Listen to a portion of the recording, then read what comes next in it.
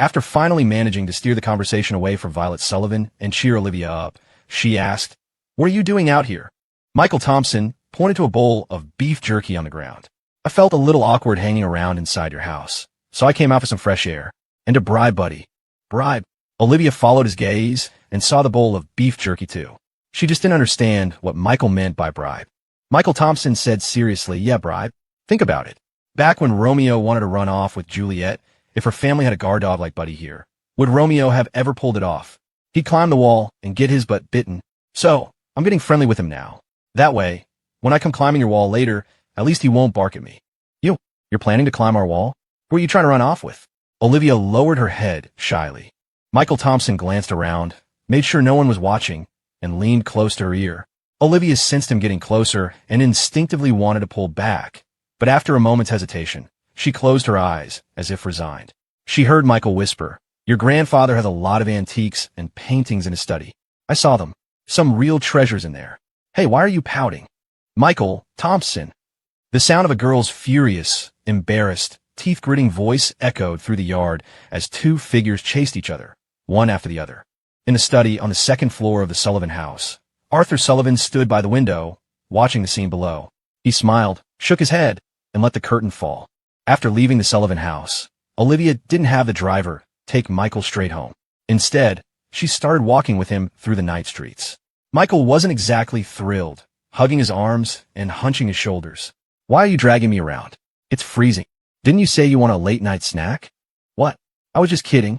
We just ate dinner. How could I be hungry?" Michael really was full. He hadn't held back at dinner and had happily cleaned his plate. Olivia mumbled, "Well, I'm still hungry, so just consider it keeping me company." Michael looked her up and down and muttered, "Tiny thing like you, but you sure can eat." "Hiss, what did you pinch me for?" "Oomph." Olivia quickened her pace, leaving Michael behind. Michael didn't seem to mind, grinning as he caught up. "Boss Olivia, even though you're my boss now, let's get one thing straight. I'm a respectable guy. My job description generally doesn't include escort services like accompanying you for meals, drinks, or conversation." He paused for a long moment, but Olivia didn't take the bait. So he added emphatically, "That'll cost extra." Olivia stopped abruptly and turned to face him.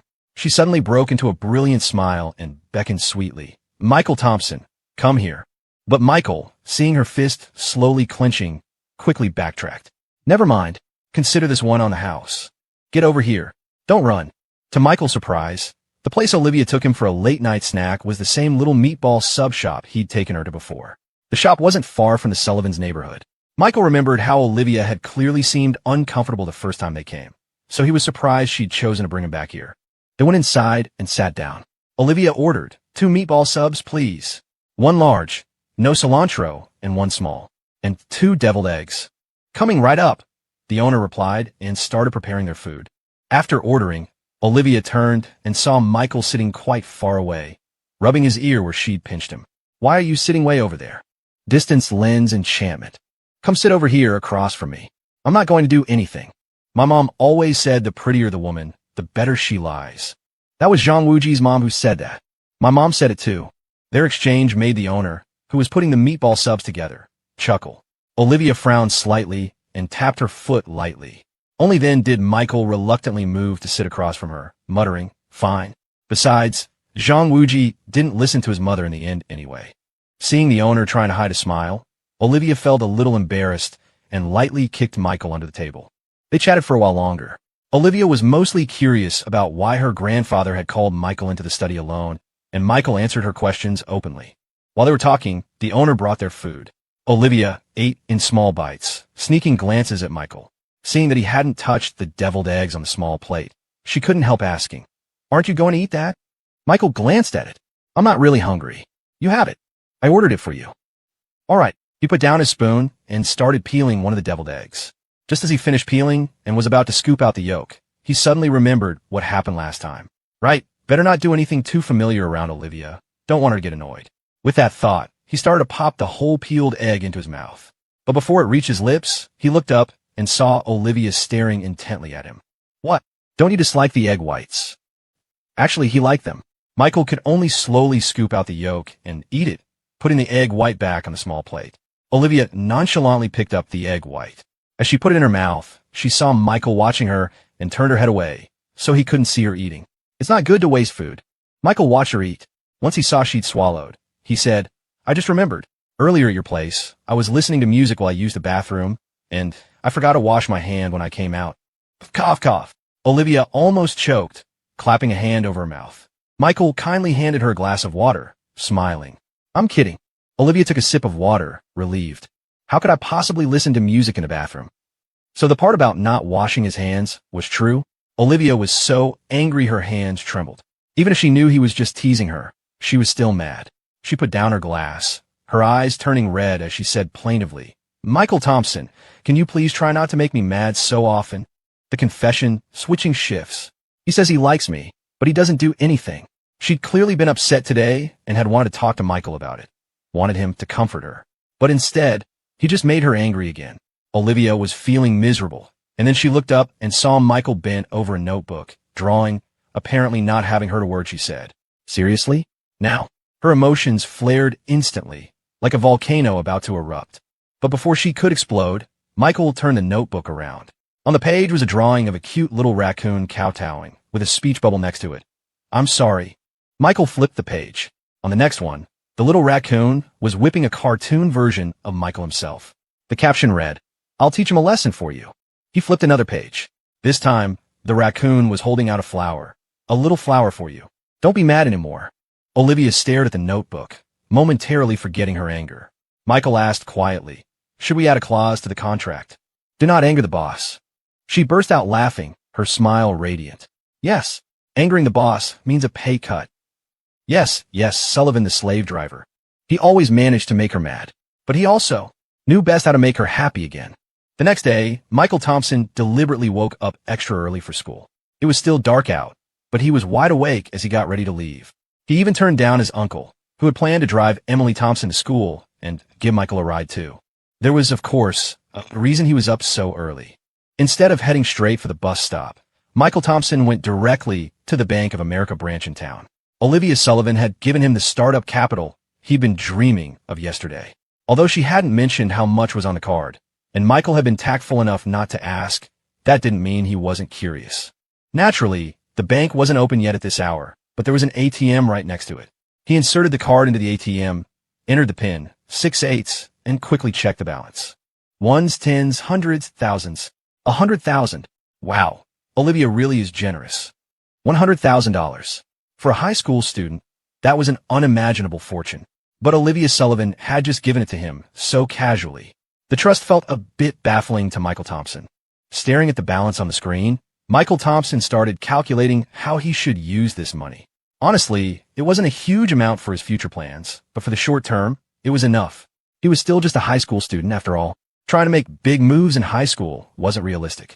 Michael Thompson didn't have that kind of time. High school wasn't laid back like college. The rules were strict, especially a college prep-focused place like Oakwood High School. Unless he dropped out, which was even less likely. Forget his family's reaction.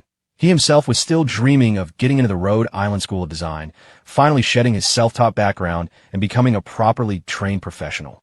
So, starting a proper studio or even a company that could wait until college. Therefore, Michael Thompson decided to use this money to go for something unconventional. As for making money, his initial thought was to do what he did when he first started out in his previous life. Take online gigs for game concept art, illustrations, and the like. But after thinking it over, he abandoned that idea. Because this was 2008. Smartphones weren't widespread yet, and the pay-to-win mobile games reliant on gorgeous artwork hadn't taken off. Consequently, the market for concept art wasn't great either. As for fashion and jewelry design, Michael Thompson's strongest suits, the barriers to entry were too high. Often, it wasn't about your actual talent, but your reputation. In his past life, Michael Thompson had been lucky. His own brand had become successful, making him well-known in the industry. If he had just applied to big companies with his resume after graduation, he probably wouldn't have even gotten in the door.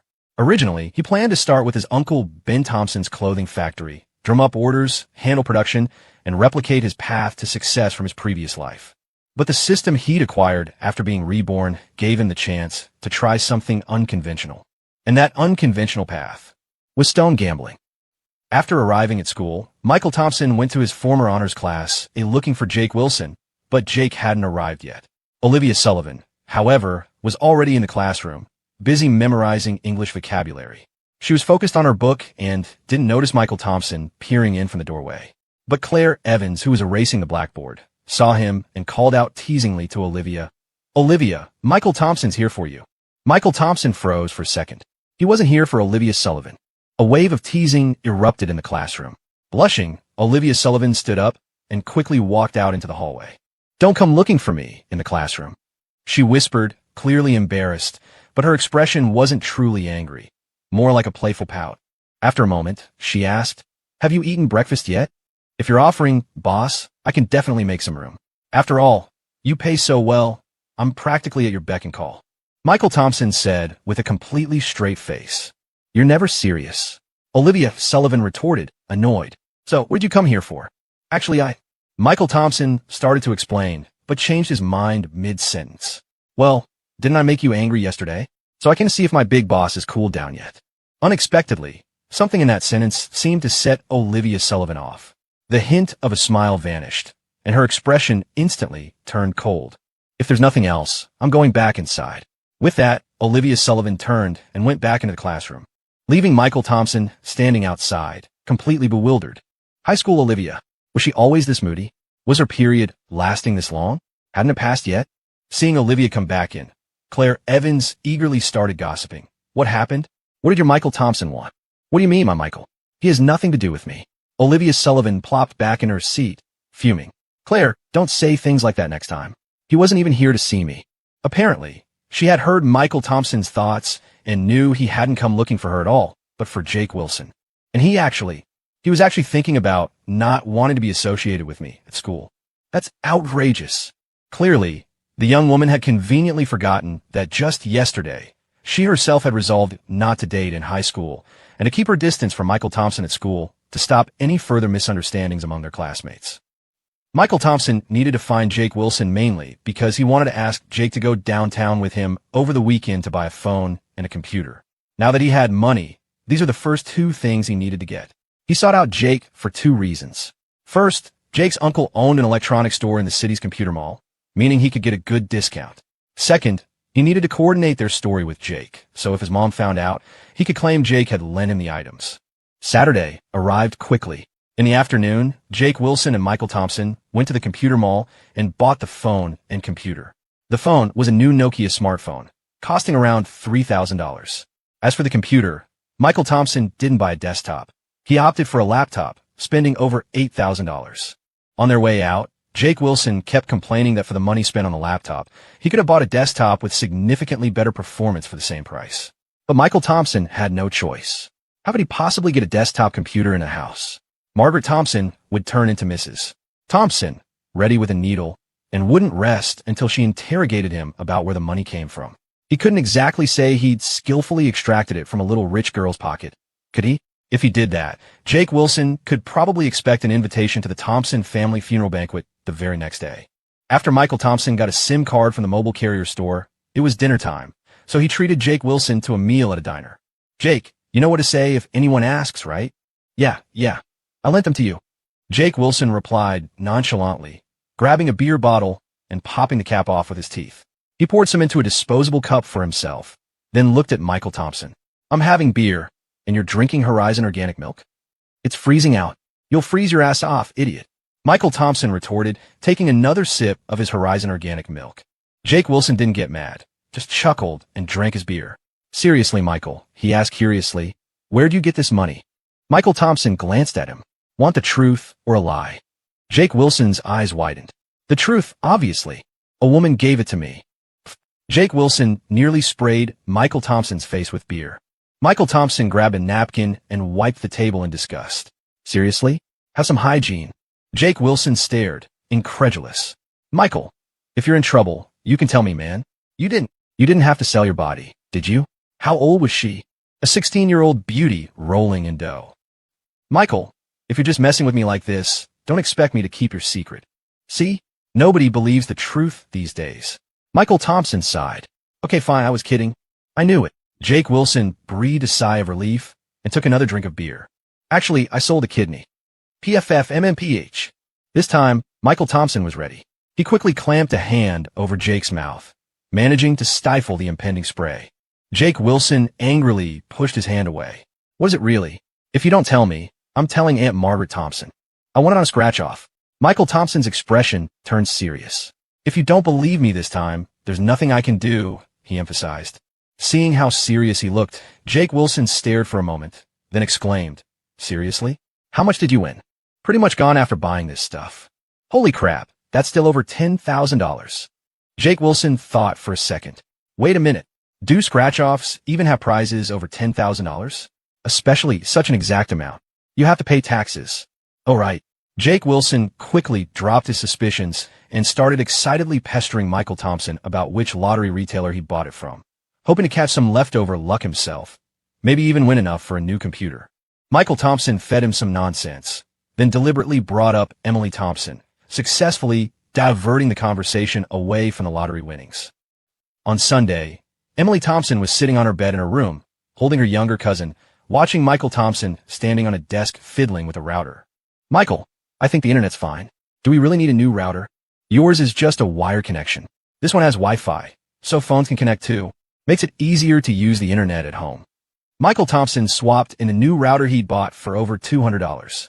Because of the wiring in Emily Thompson's house, the phone line wasn't long enough, so the router had to be placed on top of a cabinet, almost touching the ceiling.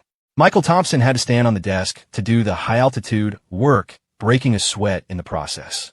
Emily Thompson asked puzzledly, But I don't have a cell phone. Mom and Dad only use theirs for calls. They never even use up the free data included in their monthly plan. Doesn't matter.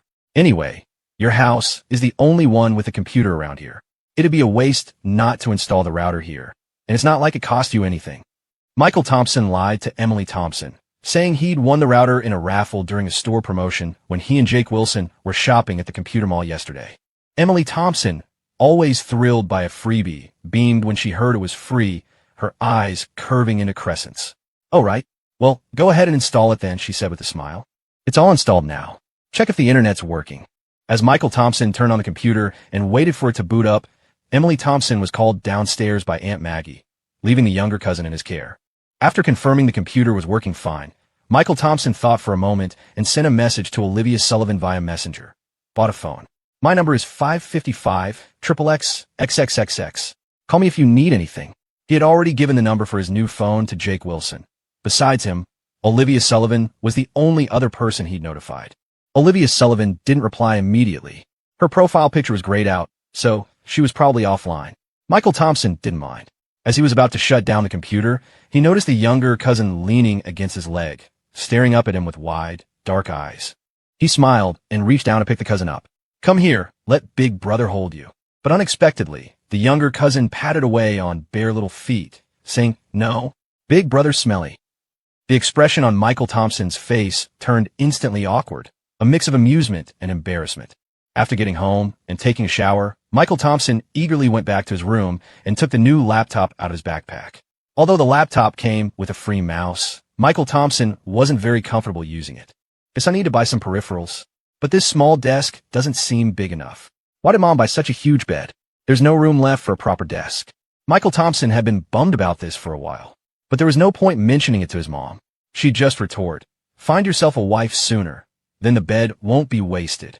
Michael Thompson thought about Olivia Sullivan's figure and reckoned that with a bed this size, he could probably fit 2 more wives without it being crowded. Of course, he'd only say that out loud if he'd completely lost his mind. After turning on the computer, Michael Thompson connected to the Wi-Fi easily enough, but the signal was definitely weak. Trying to open a web page or watch a video involved a long buffering time. It couldn't be helped. Although his house and Emily's were only separated by a wall, the distance to the router was still a bit far. Michael Thompson pondered how he could run an Ethernet cable to his room without being discovered. Just as he was thinking about it, there was a furtive knock at the door. Michael Thompson quickly shoved the laptop under his covers and climbed out of bed. Coming. It was Robert Thompson. Around this time, every evening was when Michael Thompson had his lessons with his dad. Tonight was no exception.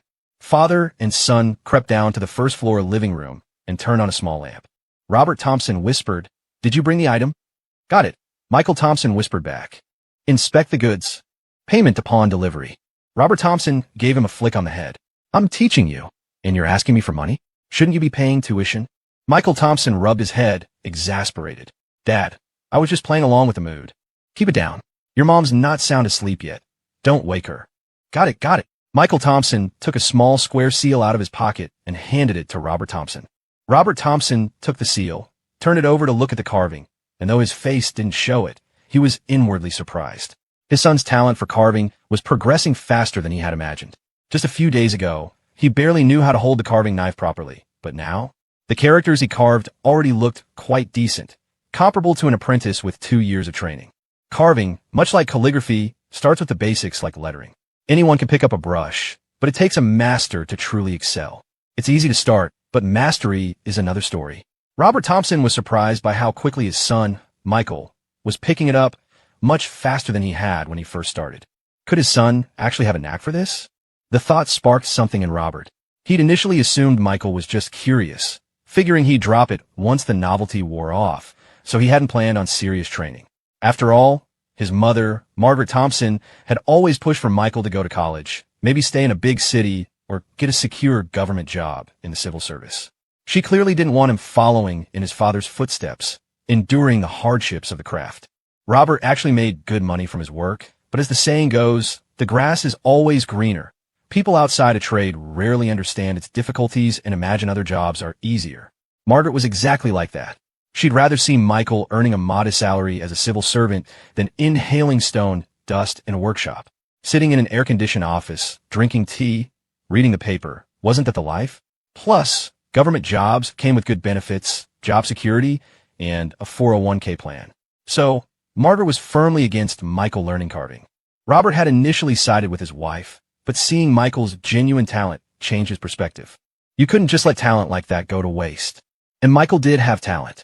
He'd even managed to make a name for himself in the art world just by teaching himself, which spoke volumes about his artistic abilities. While he was certainly a beginner when it came to carving, he also had the systematic dream training system. 8 hours of sleep translated into 80 hours of learning time for him. In these dream lessons, guided by the system's expert instruction, Michael could focus entirely without any distractions. How could his efficiency possibly compare to anyone else's? Excellent guidance, exceptional talent, and sheer time invested, it all added up to Michael progressing by leaps and bounds. He was a genius. Not bad. Though Robert was thrilled inside, he kept his expression calm, even making the not bad sound a little dismissive. Can't let the boy get a big head. Michael didn't mind, asking with a grin, "So, Dad, what's on the agenda today? Still lettering?" "Yeah, gotta build the foundation first," Robert nodded. "But I need to tell you something. Starting tomorrow, we're taking a break. Your mom mentioned your final exams are coming up soon. You need to focus on studying.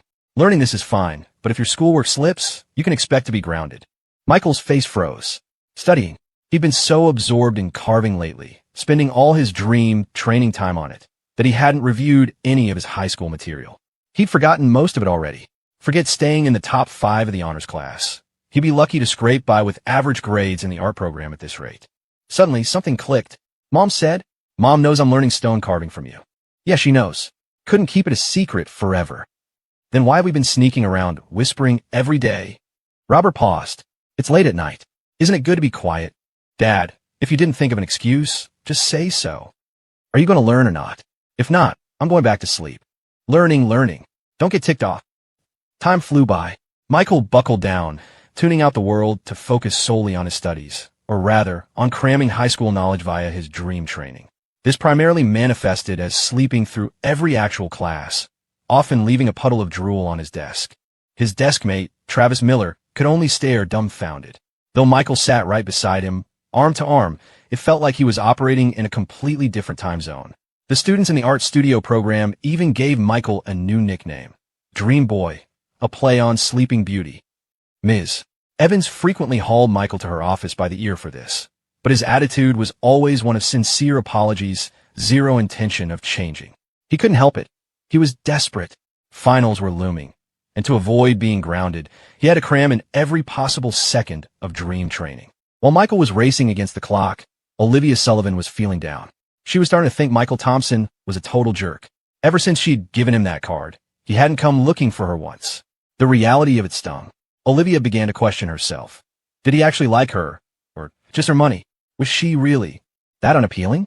Okay, maybe she was a little underdeveloped in some areas, but her face was pretty, right? Still, she couldn't bring herself to initiate contact, just waited anxiously, but he never even passed by the door of honors class A. As her mood sank, her best friend, Claire Evans, immediately picked up on it. Claire hadn't quite dared to broach the subject with Olivia recently, but she couldn't just leave her friend suffering. So, she started helping Olivia by trash-talking Michael. What a love him and leave him type. Total hit it and quit it move. Ugh, what a player. He should just drop dead, that jerk. She even tried to convince Olivia to hang a banner outside Michael's classroom building reading, "Player Michael Thompson, you owe me." Each outburst made Olivia blush furiously and clamp a hand over Claire's mouth, protesting. Okay, there's nothing going on between us, and he's not that bad. But Claire wasn't just teasing, she was also playing wingwoman. For instance, dropping hints to the scumbag's good friend, Jake Wilson. "Hey Jake," Claire said, deliberately finding him one day. "Michael hasn't come by your class to hang out lately, has he?" Jake Wilson blinked. "Huh, no. Michael came over to my place yesterday to shoot pool." "I mean here, in class," Claire clarified. "Is he trying to distance himself from you at school? Maybe he doesn't want people knowing you guys are friends." As she spoke, she subtly gestured with her chin towards Olivia. She was talking at Jake, but the message wasn't really for him. Claire had a real knack for indirect digs. 20 years from now, she'd be a master of public arguments. Jake finally caught on, an understanding smile spreading across his face. He gave an okay sign and deliberately raised his voice. "You know, now that you mention it, you're right. That's pretty lousy, not treating me like a real friend. No way. I'm dragging him over here today, no matter what." Olivia, sitting near the front, heard every word loud and clear. She felt a mix of embarrassment and irritation, knowing perfectly well they were talking loudly for her benefit. But ultimately, she did nothing, instead covering her ears in a futile attempt to block it out, pretending to focus intently on memorizing her notes. It was a kind of silent consent. "Michael, my man," Jake began when he found him, hands clasped behind his back in a show of faux maturity, his voice laced with mock sorrow. "I gotta say, you really don't understand girls." Michael was completely baffled. "What are you talking about? Do you have any idea how many couples drift apart because they grow distant?" Jake lamented, putting on the airs of a seasoned veteran of love. "Relationships need constant maintenance, you know."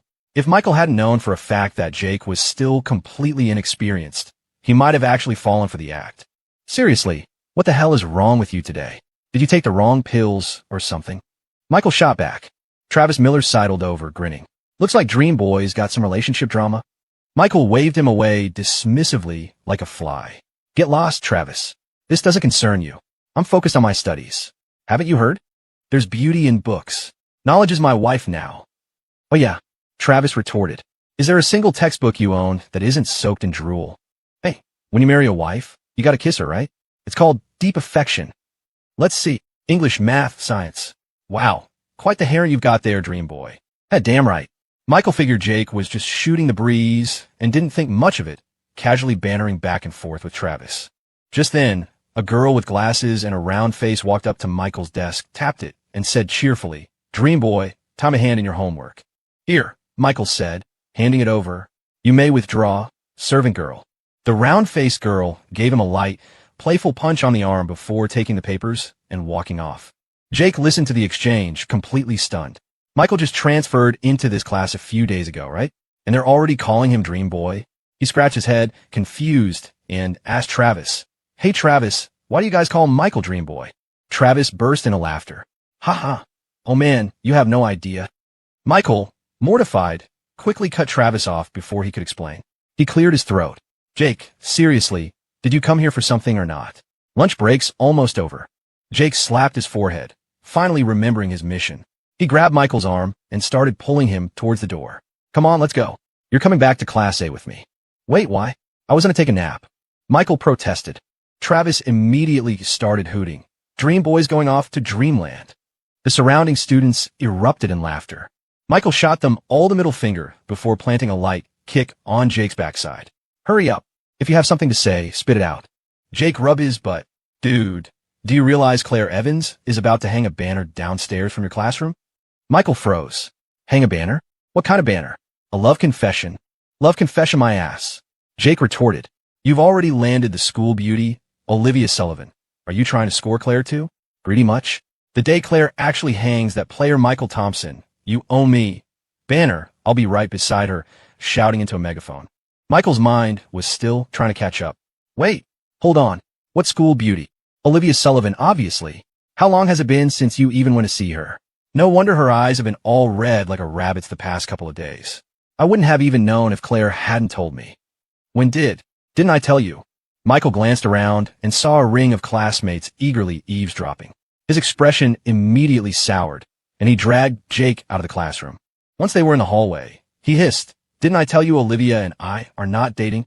Of course, Michael wanted to see Olivia, but he didn't have a good excuse, especially since they weren't actually dating. Go give her a progress report on the project? He hadn't even started yet, so there was nothing to report. Plus, he really was swamped with studying and couldn't spare the time. And Olivia? She was getting for the top spot in their year. She'd be studying even harder for finals. Showing up now to try and be charming would probably just annoy her, like trying to flatter someone at the worst possible moment. It might even make her genuinely dislike him. On top of that, Michael always felt Olivia was a bit unpredictable around him. One minute they'd be talking normally, the next she'd inexplicably get upset. He was starting to get confused about where he actually stood with her. Sometimes he even wondered if he'd misidentified his future wife. The gorgeous girl from his memories hadn't been like this. What if approaching her now, right before finals, just made things worse? If the wife he'd finally found slipped through his fingers, who would be to blame? Jake couldn't possibly guess all of Michael's complex anxieties. All he remembered was that incident with the drinks, how Olivia had quietly asked only Michael if he was thirsty, and how she'd ended up buying plain water for Jake, but a vitamin drink for Michael. If that didn't scream something's going on, what did? It felt like they were practically force-feeding him their public displays of affection. But now, Michael looked genuinely unwilling to go see Olivia in Class A, and he was adamantly denying they were dating. They'd been friends since they were toddlers.